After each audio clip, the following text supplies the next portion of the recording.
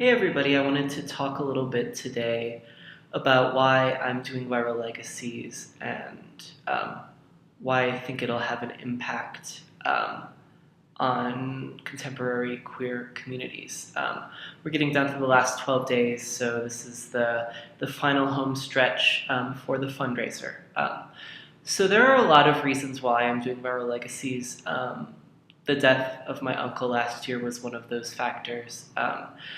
The piece in BuzzFeed was another one, especially all of the, you know, controversy or antagonism that it started. But there are other reasons, and I just wanted to talk about one of those stories.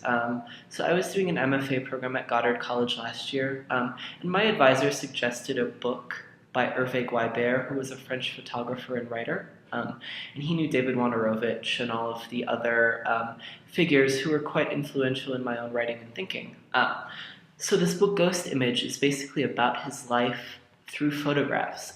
He talks about his sexuality, his family, but at the same time, all of these photographs are never included, so there's this idea of absence throughout. And this was published in the, I believe, early 90s or late 80s before he died from AIDS. So I tried to find the book online, and it's basically out of print, and it's been out of print since the mid-90s. So I managed to find the one copy on Amazon that wasn't over $50. So when I got it in the mail, it had been at a local library, and on the book there was marked a discarded stamp, which the first moment I saw it, I totally had to put down the book immediately, and I couldn't actually read anything or touch it further because it was so alarming to me that queer history in particular often is totally ignored, erased, or it's basically thrown out. And when we're talking about HIV and AIDS, which is obviously an ongoing crisis, this seemed really alarming to me. And especially because men like Hervé Guibert can't tell their story anymore because they're dead.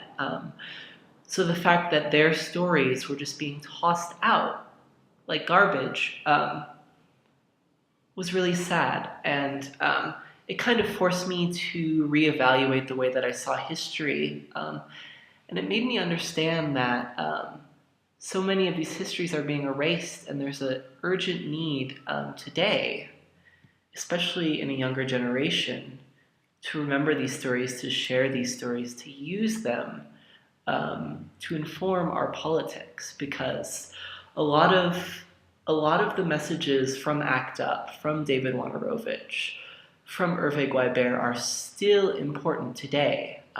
There's still an urgent need to address economic inequality, to, make drugs more affordable, to make prevention programs better funded, to have things like PrEP actually be available to everybody, because these things, save lives and keep men healthier. So why aren't they more available? So that book really kind of lit a fire in me. It made me really realize that AIDS in particular is one of those topics that we don't really want to talk about. And I sincerely hope that Viral Legacies is a catalyst not only for keeping these histories alive, but understanding how the grief and the violence, the shame, all of the silence that comes, with the early AIDS crisis, how it impacts us today, how it impacts younger men who didn't directly experience it. Because grief is not something that you can just so easily toss out. You can't toss out grief like you can toss out a book. And I want to look at what we can do with this grief and how we can change conversations about sexuality that aren't so moralizing, that aren't basically, doing the same kind of shaming that people on the right are doing, that, religious conservatives are doing, that, all of these people that are against us I'm really interested in looking at how, in terms of inside of the LGBTQ community, we're really being antagonistic towards each other.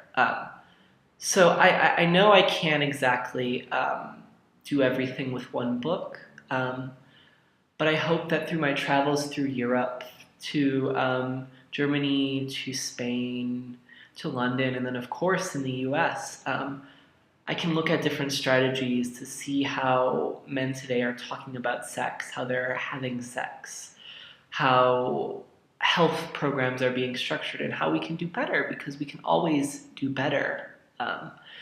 So if you can, please chip in a few dollars. Please spread the word. Any bit helps. So hope you have a great rest of your week and have a great day. Bye.